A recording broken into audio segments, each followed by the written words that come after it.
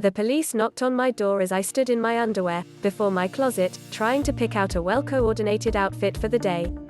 The men in my department often dressed casually, some even came to work in shorts, but as a woman of color in a predominantly white university, I knew I'd be judged by different standards. The knocking continued, loud and insistent. I threw on my pants and a shirt and rushed to the door. I saw two uniformed officers through the peephole, a white woman and a black man.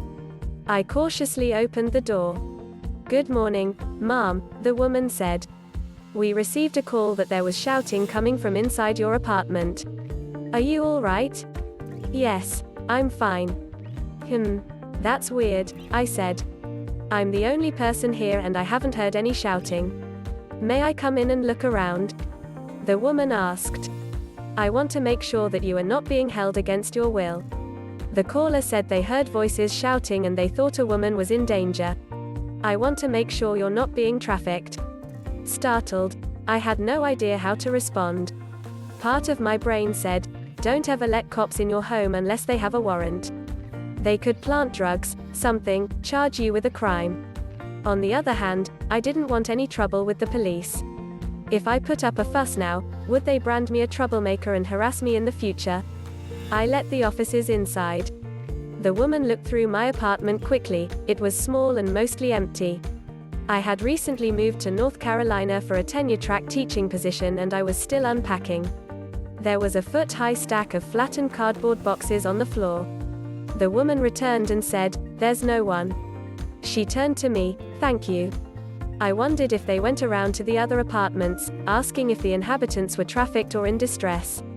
All the people I saw in the complex were white and I was the sole Asian American. A few weeks after I'd arrived, a white woman had followed me across the grounds. She managed to catch up to me at the clubhouse where the apartment management company had their offices. "Konichiwa. I did my missionary work in Japan," she said. "I'd love to practice Japanese with you sometime."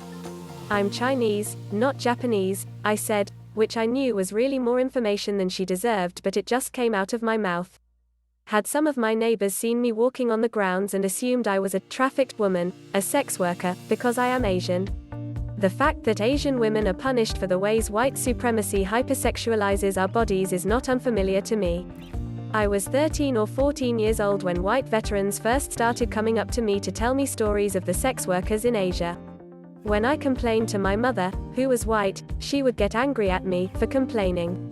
"Oh, they like you," she said. When I shared this story with other white women in college, they reacted with envy. "It's not fair. They think you're exotic."